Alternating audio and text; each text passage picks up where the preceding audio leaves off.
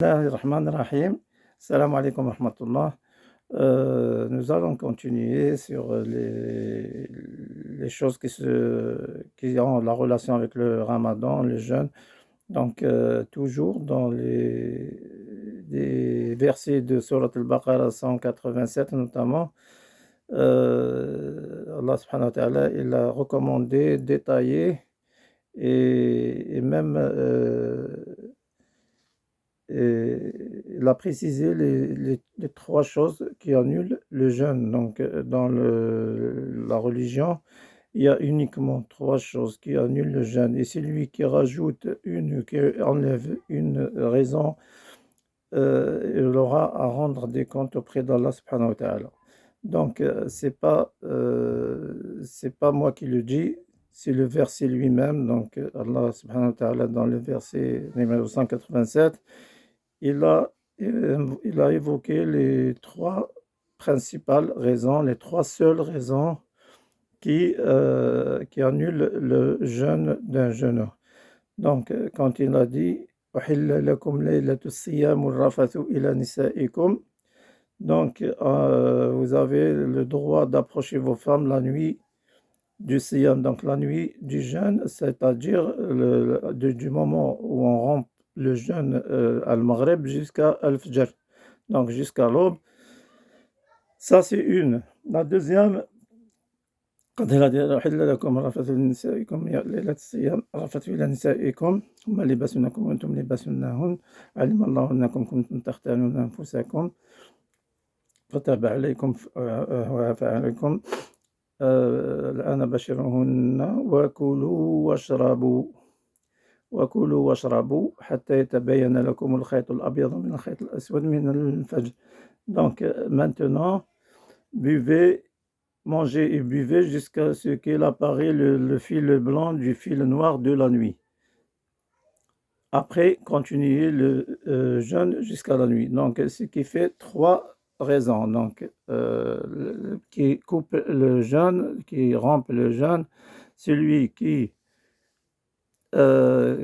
approche la femme, celui qui mange et qui boit. Donc, il y a trois choses qui annulent le jeûne, ni plus ni moins. Il ne faut pas rajouter, sinon ça sera de l'association. Si on rajoute une raison, quelle qu'elle soit, ça veut dire que Allah n'a pas complété, n'a pas dit tout ce qui se réfère au jeûne.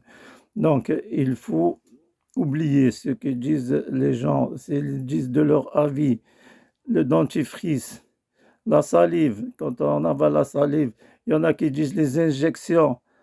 Où est-ce qu'ils sont allés chercher tout ça?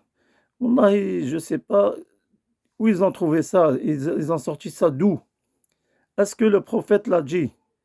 Sallallahu alayhi wa sallam. Le prophète ne l'a pas dit. Allah ne l'a pas dit dans le Coran. Donc pourquoi on rajoute le parfum? Le parfum, ils interdisent le parfum. Ils interdisent le maquillage. Franchement, tous ceux qui disent ça et ceux qui, surtout les gens qui appliquent, ils sont dans l'association, c'est-à-dire c'est complice. Ils sont complices. Pourquoi? Parce que Allah nous a donné la tête pour réfléchir. Il nous a dit dans le Coran, il y a trois choses qui annulent le jeûne d'une façon indirecte. Comme ça veut dire la journée c'est interdit.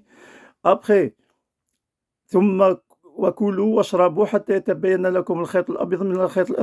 c'est-à-dire manger et buvez toute la nuit jusqu'à ce qu'il apparaît le fil blanc du fil noir de la nuit.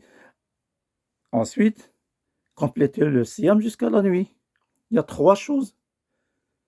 Donc, il ne faut pas qu'on rajoute de nous-mêmes. Qu'Allah pardonne les gens qui sont en train de donner des avis comme ça.